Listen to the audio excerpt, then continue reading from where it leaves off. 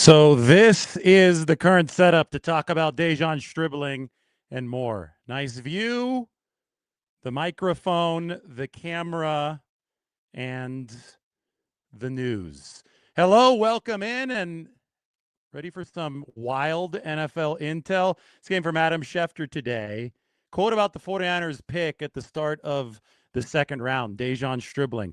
What's interesting about this selection is there were some people that wondered if it was too early for De'Zhaun Stribling to go. And yet there were a couple teams that I spoke to leading up to the draft that felt like De'Zhaun Stribling was the best wide receiver in the draft. Another team, supposedly the Los Angeles Rams, had eyes on him as well. So the 49ers didn't just come up with this pick out of nowhere. They knew there were other teams that had a very high grade on Stribling when the 49ers declined to trade out the top draft slot in the second round and take him there. Wow. So a couple of teams thought that he was the best wide receiver in the entire draft. Hello, everybody, by the way, and welcome to Shaver Lake. This is the view that we like. We got the sun in the background, the camera and the ring light doing a nice job here with the beautiful sunshiny day behind us. We're up in the mountains for a few days before the start of 49ers training camp. But there was a lot of hand-wringing coming out of this 2026 draft that the 49ers had selected De'Zhaun Stribling too early because I guess people who make mock drafts didn't expect him to go at the top of the second round. And I already saw a couple tweets like, oh, there's no way that teams thought that De'Zhaun Stribling was better than Mekhi Lemon, who ended up going in the first round. Carnell Tate, the wide receiver, went to the Titans in the top 5 at pick number 4. Casey Concepcion went to the Cleveland Browns at number 24. Omar Cooper Jr. to the Jets at number 30. Lemon went to the Philadelphia Eagles, by the way, at number 20. So many people think that because mock drafts told them one thing, that De'Zhaun Stribling would be like a third rounder or would not be above any of those wide receivers. They thought that there was no way that NFL teams could think differently.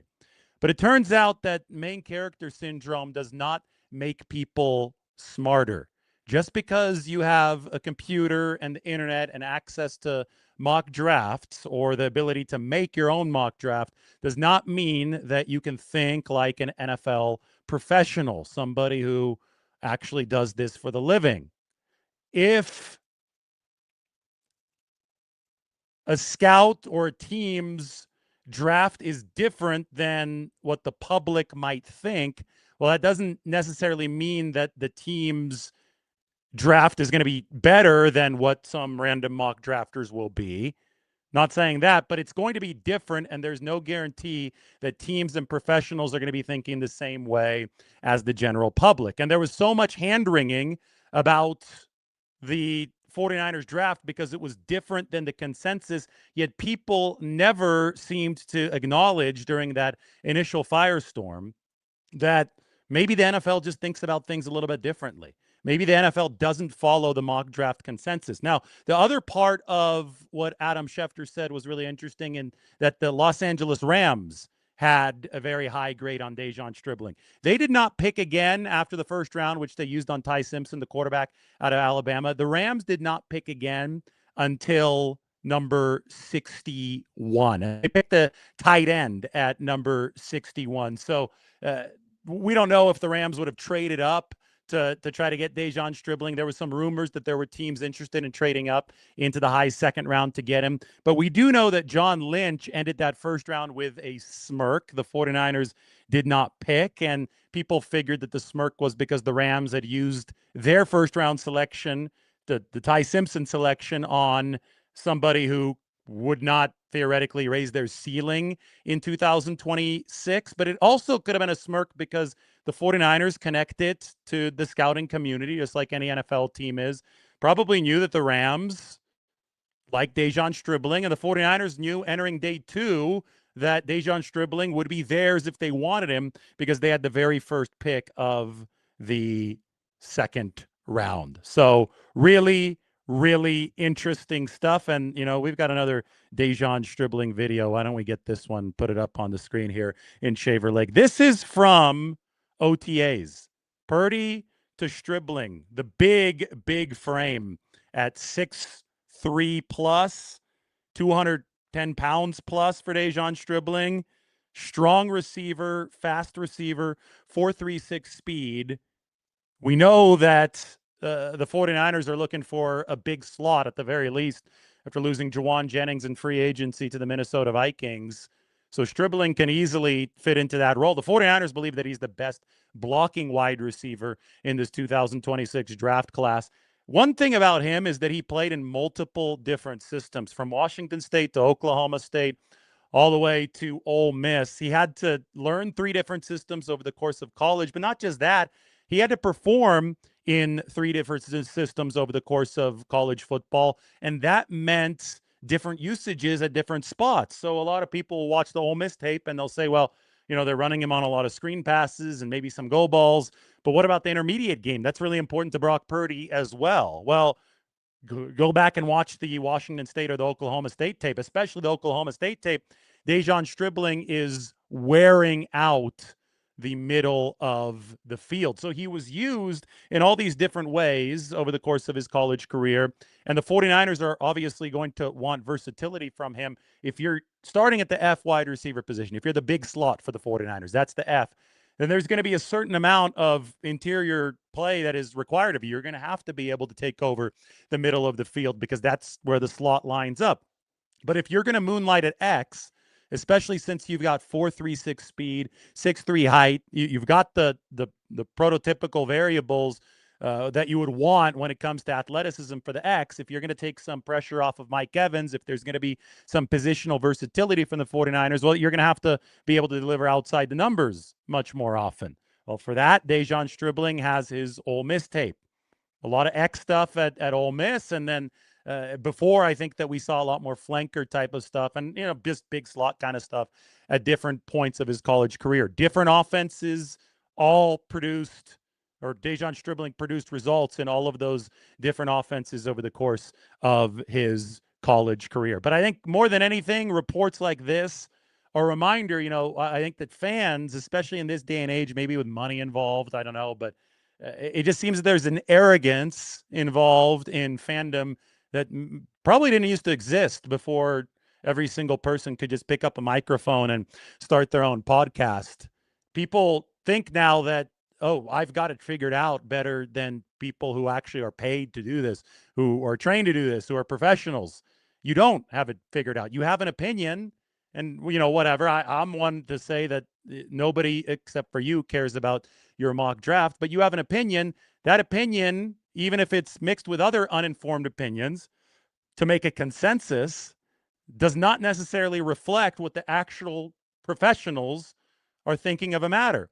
And so when you hear Adam Schefter say, well, multiple teams thought that De'Zhaun Stribling was the best wide receiver in this draft, that means the multiple teams thought differently than the consensus, and that means that your consensus is not as valuable as you thought it was. It should be humbling to some of the people who have so arrogantly decided to bash the 49ers in this situation, or bash any team that moves away from this supposed consensus. Is just not how the NFL thinks. And I don't think they should adopt the thinking of people who think that they're smart just because they have the ability to make a mock draft. Anyway, I'm going to answer some of your questions. It looks like we got 559 live viewers as we speak. We are in the 559 area code, so I think that's perfect. I think it's going to probably, it just went up. It went up to 595. A little bit of a, what do they call that?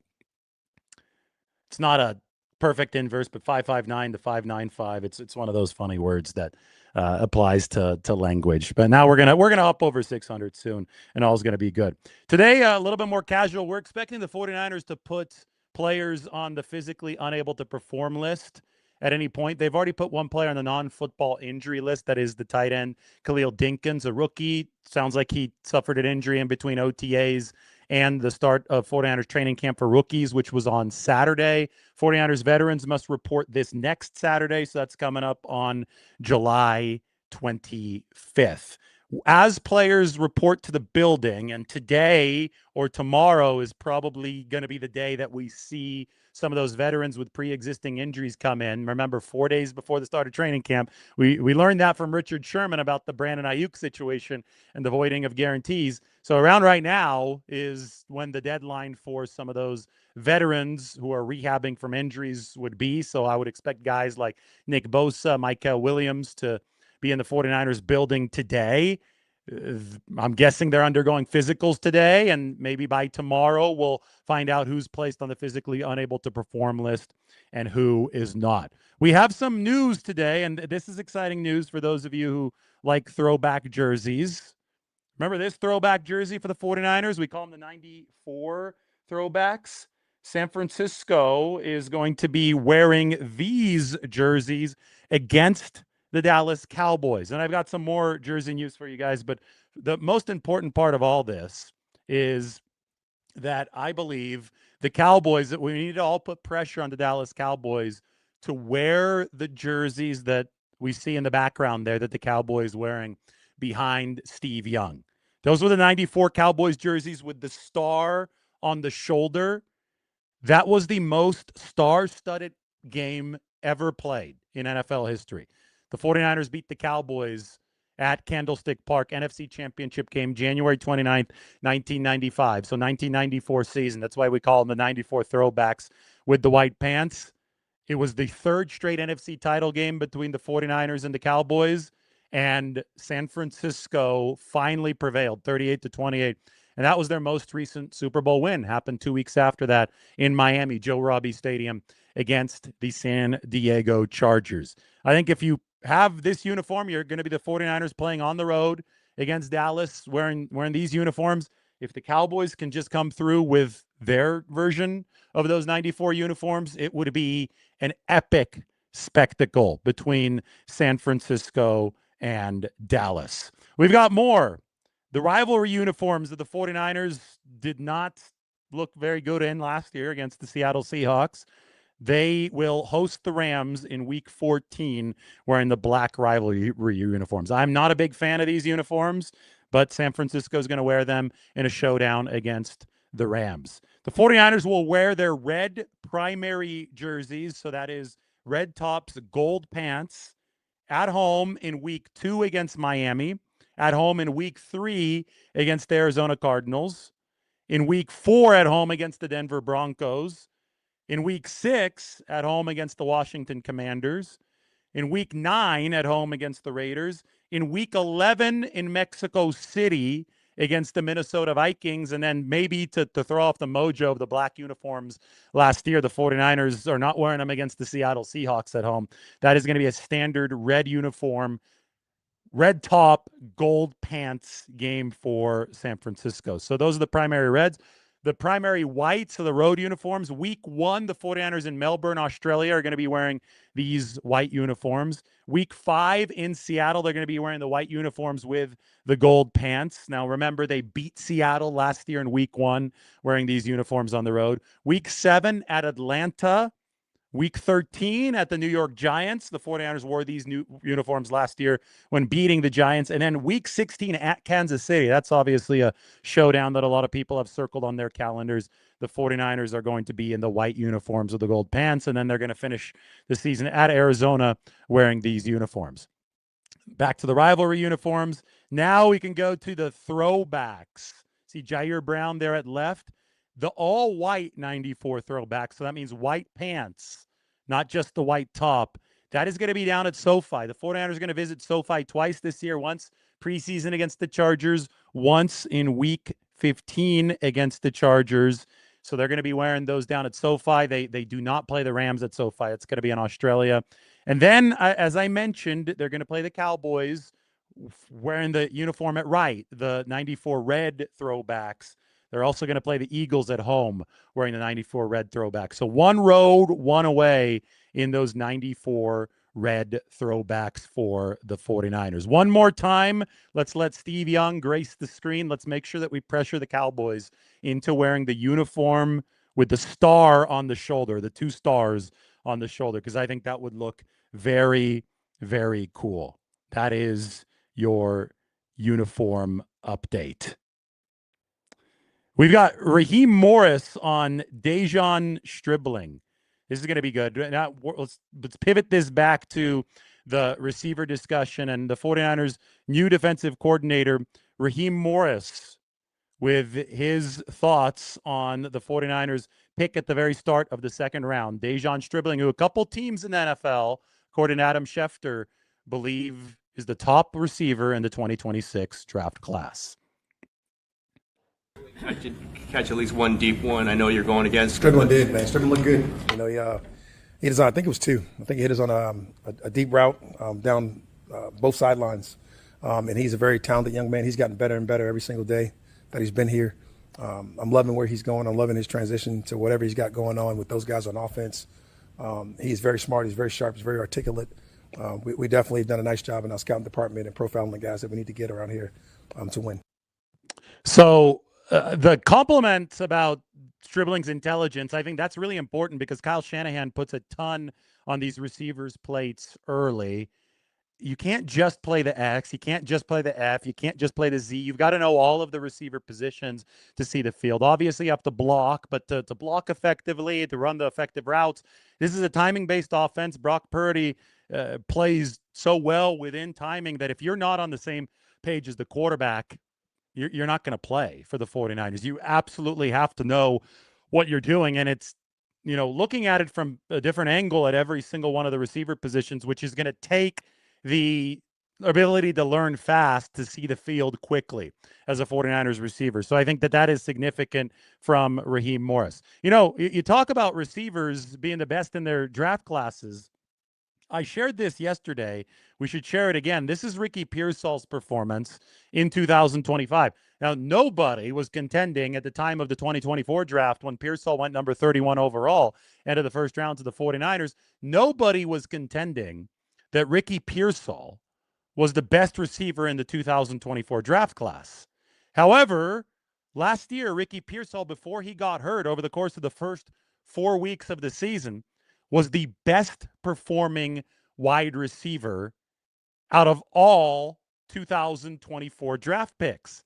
In fact, even after Pearsall finished the season playing hurt for the majority of 2025, his yards per route run, which you see up there on the screen, were second highest behind only Malik Neighbors of all 2024 draftees.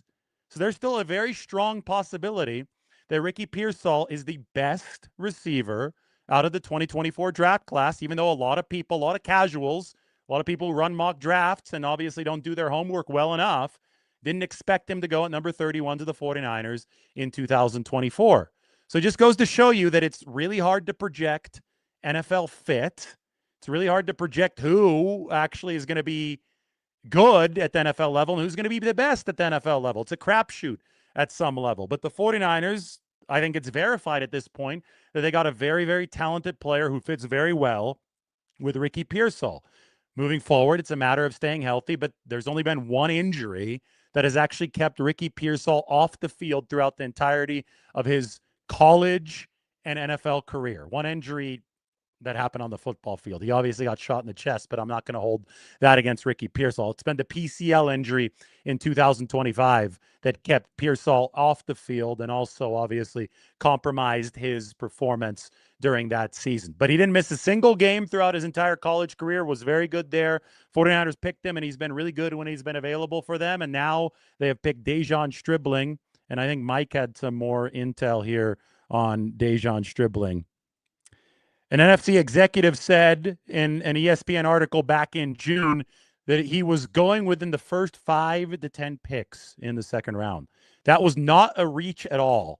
He can really play. And we watch all the tape of De'Zhaun Stribling, and I don't think that should be controversial. He was housing short passes for Ole Miss. Georgia has fast cornerbacks. There was a game against Georgia last year where De'Zhaun Stribling caught a 5-yard pass, turned on the Jets, and the cornerback that he outran to the end zone runs a 4.4. So, I mean, he was gaining, yardage on that cornerback. I mean, the distance between him and the nearest defender was increasing as he sprinted to the end zone. So if he can outrun a 4.4 guy on the field the way that he did in that clip, then the 4.36 speed is legit. We saw photos of De'Zhaun Stribling standing next to George Kittle. Maybe I could find that photo and put it up on the screen. But I mean, he's a big, big body. I'm scrolling through some old pictures here because I think I do have it. I think that here it is. Perfect. The size of De'Zhaun Stribling, which we can see right here, he's on the left, should make you very excited. I mean, he makes Brock Purdy look small. Purdy is 6'1", and he's a little bit closer to the camera than George Kittle, but remember that George is 6'4". And just the width of De'Zhaun Stribling as well. I think it's very clear that he has the size to expect real physicality from him at the NFL level. And that is very, very important. In terms of what the 49ers want to improve this year, they were not able to rack up the explosive runs at the rate that they needed to in 2025. They're second to last in the NFL in explosive runs. Why? Because they were not blocking well enough on the perimeter. Kittle missed half the season. They didn't have Brandon Ayuk. Ricky Pearsall was hurt for the 49ers. And, Pearsall's more of a flanker than a blocker. He can block, and he did a great job.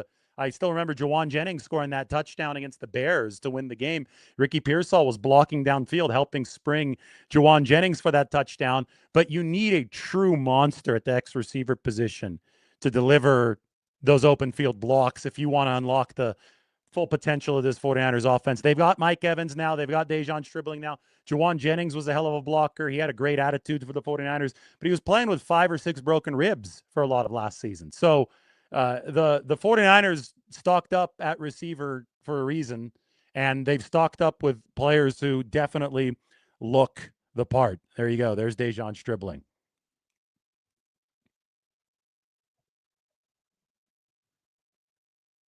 I would like to see some good questions.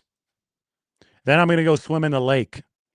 We're transitioning back to open water swimming. I don't think that Shaver Lake is going to be quite as cold as the bay, but we're probably going to try some lakes up in the higher Sierra. Look, you could take a look at the higher Sierra behind me.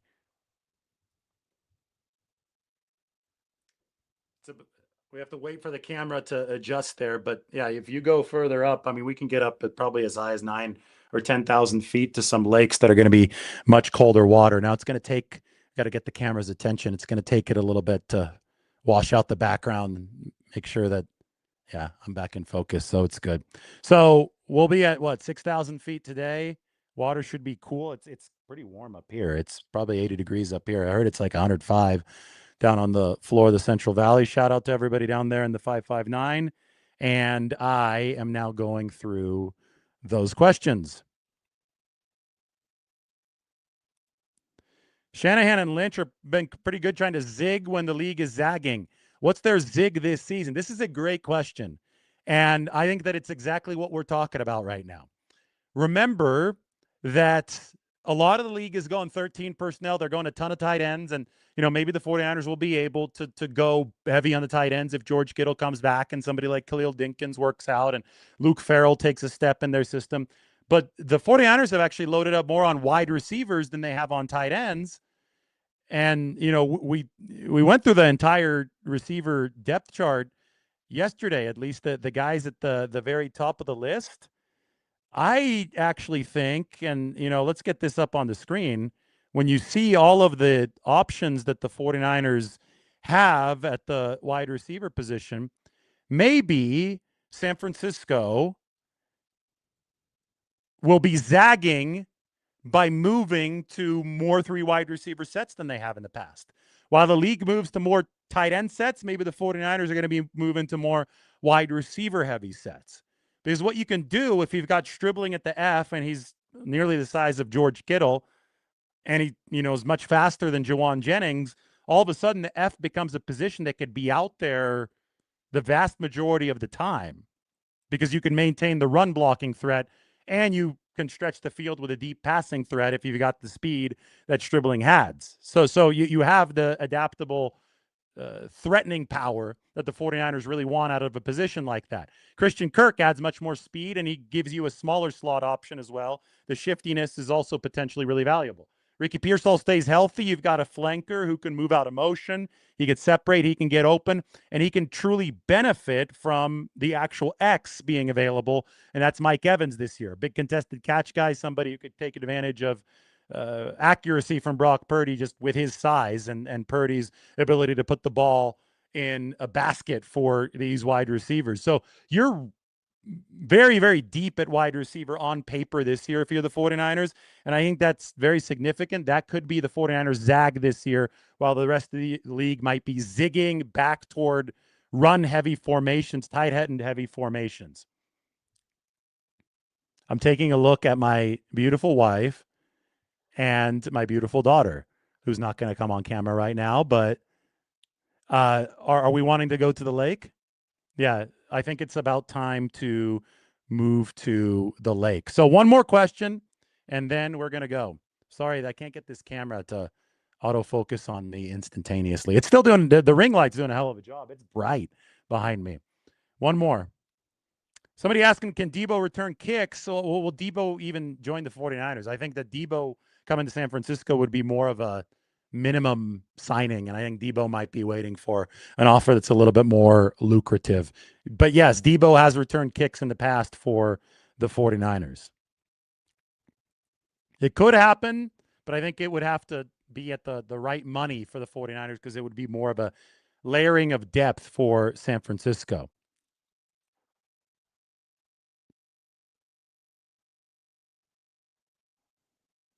Can Stribling return kicks? He didn't really do it in college. Jordan Watkins can. Jacob Cowing can. Remember that the kick returning job is a little bit more like a punt returning job now since the rules changed a couple seasons back. So we will see. I'm not, Cowing was listed below Watkins there, but I'm not putting one above the other. I just want to see what these guys do in training camp as they jockey for position. All right, this is a good comment to close it out. Armando says, I think this year Brock Purdy will be first in explosiveness, especially with all this speed. Yes, this is the most speed that Brock Purdy has ever had in an offense, and he was the league's most explosive passer the last time they had all these weapons in 2023. They've got the X receiver back, and they've got speed around him. De'Zhaun Stribling is one of those guys, and today's big revelation, multiple teams thought that Stribling was the best wide receiver in this NFL draft, and the 49ers got him. Now we'll see if those multiple teams, including the 49ers, were correct. But that's the fun part of all this. All right, I will step off to the side. We can end with the view. Which lake do we pick? Shout out to the 559. See you guys later.